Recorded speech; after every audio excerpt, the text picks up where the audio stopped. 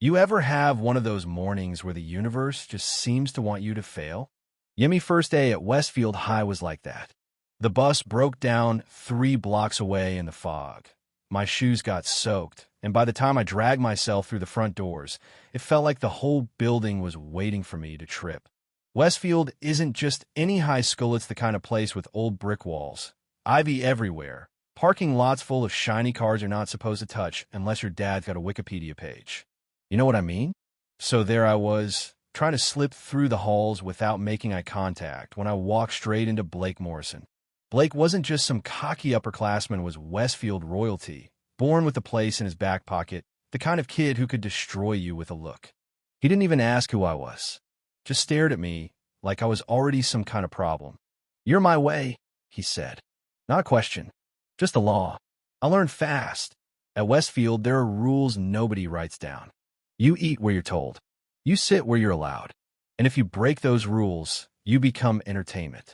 On my first lunch break, I took an empty spot at a half-full table, thinking maybe if I stayed small, I could just blend in.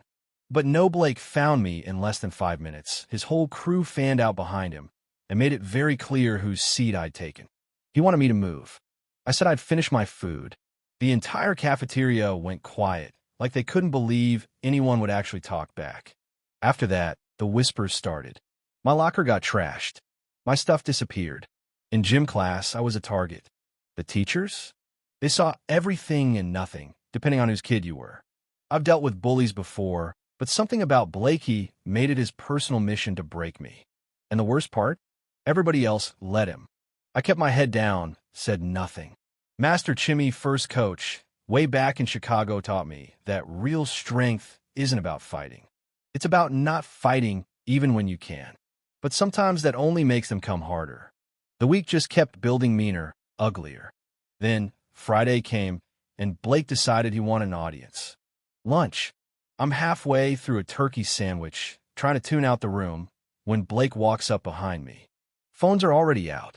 This isn't about lunch, Anna Marie, it's about sending a message.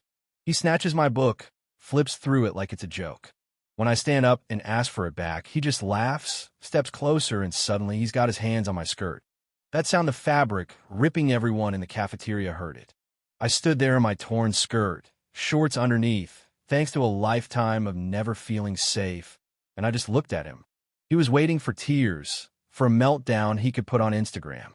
Instead, I gave him a countdown. 60 seconds to apologize, I said. I didn't even raise my voice. You should have seen his face. He thought I was bluffing.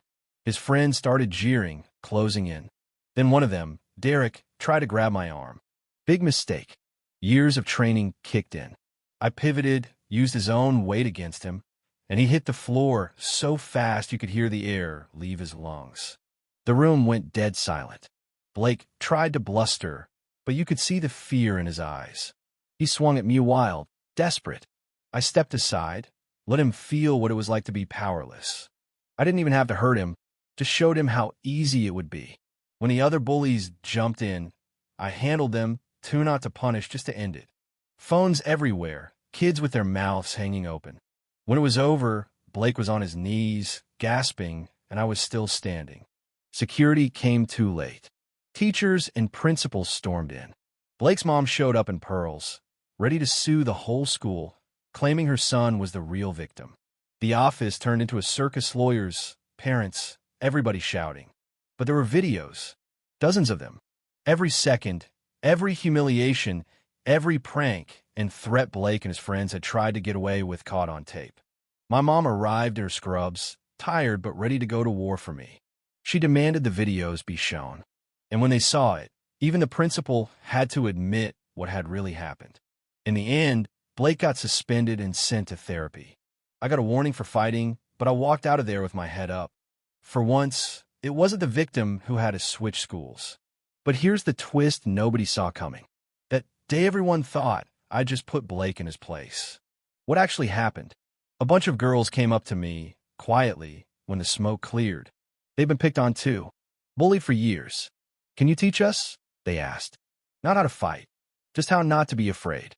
And suddenly, what started as self-defense in my mom's living room turned into a club. First week, there were 20. Next week, 40. By the end of the month, even some of the boys were joining. We didn't just learn throws and locks. We talked about not letting fear run our lives, about standing up, not just for ourselves, but for each other. The principal tried to take credit, called it the Westfield way, like this was always the plan. But let's be real, nothing changes until someone refuses to be afraid. As for Blake, he came back smaller, quieter, surrounded by fewer friends. He left a note in my locker once. "I'm sorry. B. I threw it out. Some bridges stay burned, you know? But every week, some new kid would walk taller because of what we built. I started out just wanting to disappear. Instead, I helped a whole group of people step into the light. The last day of school, I watched those kids demonstrate what they'd learned. Parents in the stands, teachers clapping, even the principal managed to smile. "You changed this place," one girl told me. "No," I said, "we did. Because it's never just one person. It's all of us deciding we're done being afraid." I got a message from Master Chin that night. The greatest victory isn't defeating your enemy. It's turning an enemy into a student. Maybe Blake learned something. Maybe he didn't. But the rest of us? We found our own kind of justice. So now I gotta ask, what would you have done standing in that cafeteria with everyone watching? Would you have kept your head down or stood up when it mattered? Let me know in the comments, because this isn't just my story, it's about all of us and the battles we fight just to be seen. If you've ever had to face down a bully, if you've ever wondered where the line is between self-control and standing up for yourself, share your story below. Because maybe, just maybe, it's time we stopped letting fear write the rules.